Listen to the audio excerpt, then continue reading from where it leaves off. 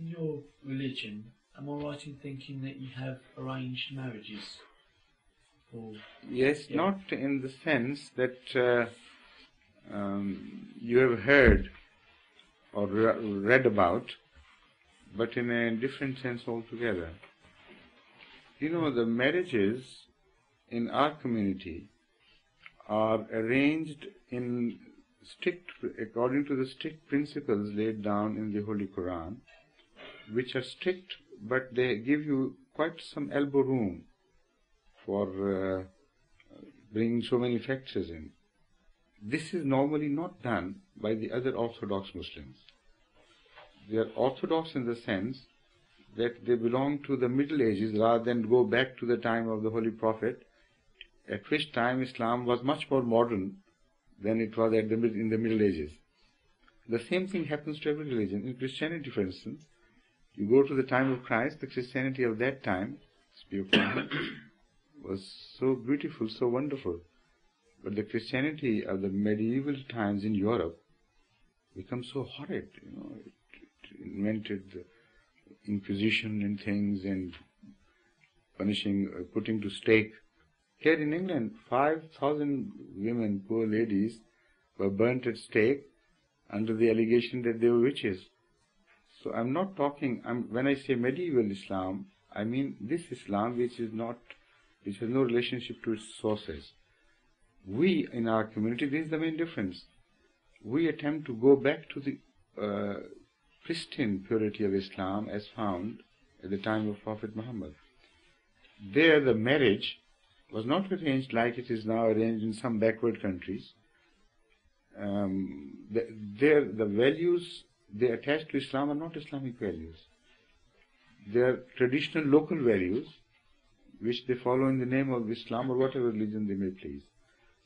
So here let me now enunciate the principles.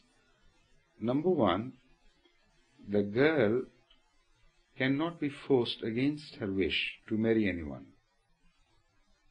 A boy cannot be forced to wish against his will to marry anyone. The first right of decision lies with the person concerned, be it a male or a female. The second principle is that they should consult their parents, because in the youth they can't decide sometimes correctly, because they can be carried away with passions, and the inexperience also may play a part against them.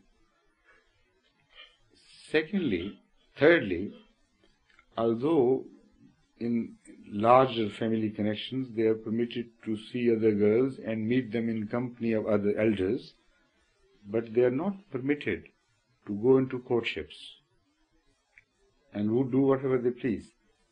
So a barrier of some sort is kept, not to permit them to come too close. So a sort of general attraction is developed between male and female, and the parents also know, and sometimes the girls tell their mothers and the boys tell their fathers that this is what we think would be good for us. And if they also agree, then there is no problem at all. But if there is no suitable match in the close family quarters, where boys and girls usually know each other right from the childhood, and that is our advantage too. You are not married normally among cousins and close relations, while we prefer, not only we are permitted, but this is a preferred marriage if you marry within the larger circle of a big family. So there is no problem of not knowing anybody and getting married to him. The problem appears when there is no suitable match within the family, and by family I mean a large number of people group, because our family system is much larger than your family system. Anyway, they have to marry outside as well. So in that case, it is the parents who tell friends and give the word that we are in search for a suitable match for a daughter or for a boy. Not only that, they write to the community office, which is particularly created for helping parents finding suitable matches, not only within the country, but outside, in other countries as well. We believe in, marriages between Fijian and Pakistani, and American and Pakistani, and Fijian and African, and so on and so forth. We don't know any barriers as far as the marriage is concerned. So investigations are held through the neutral sources of the community, and then the particulars are conveyed to each other, and they thresh out. And if they really get interested, it is permitted that the girl should see the would-be husband, if he's going to be the would-be husband, and also should rely on certain reports. Now, in our system, the relationship between daughters and parents is much, much closer than here. So the girls would much rather depend on the advice of their parents than to decide for themselves. In reality, in a very great number of cases, if the girls are asked too much, where do you want to marry, she would feel unsafe and insecure. She knows her parents would make a better arrangement if they can have chance. If they come across somebody suitable, they would see to it that the match is good and suitable. So the marriages arranged in this manner are more often than not successful. The factors which are responsible for the failures of marriage in our country are not the factors of arranged marriages. They are the factors of low standards of morality. A deceitful person, whether he deceives directly a girl or her parents, would carry his way through deceit anyway. And if he has not conveyed the true picture of what he has and where he belongs to and what is in attitude in life and so on and so forth, he can deceive an innocent girl much more likely than the parents.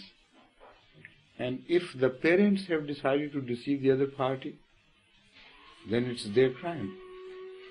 So these are the factors initially which are responsible for the failure of marriages. A has proposed to somebody, not revealing all the true facts about him, creating a very different picture of his behavior, his polish, his education, teaching.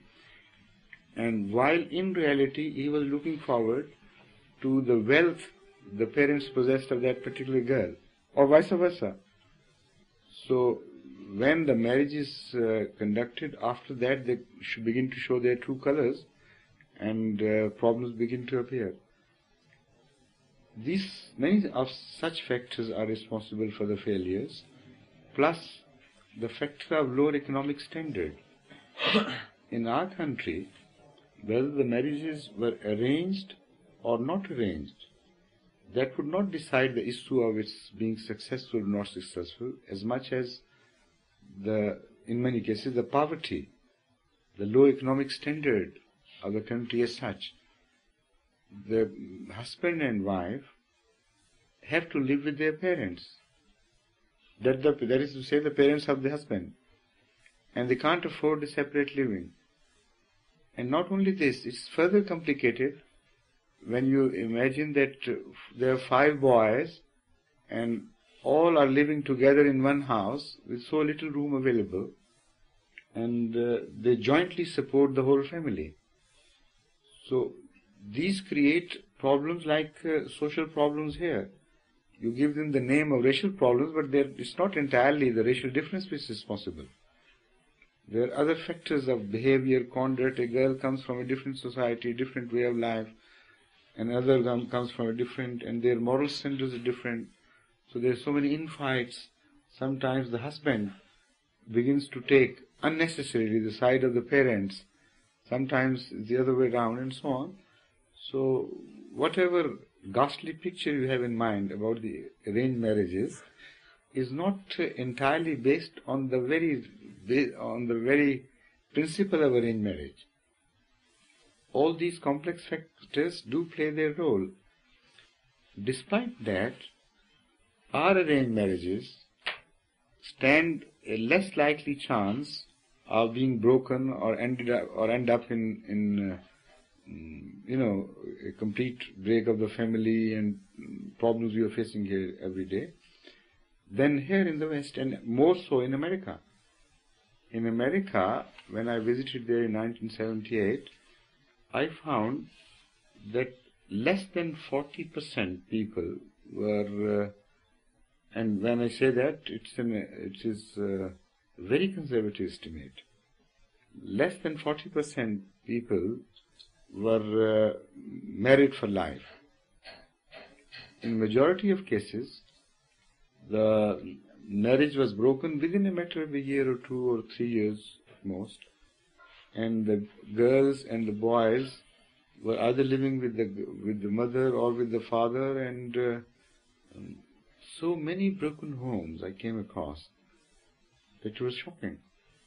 There too, it's not only the principle of deciding for yourself, but the general moral standard which plays an important role in causing a marriage successful or otherwise.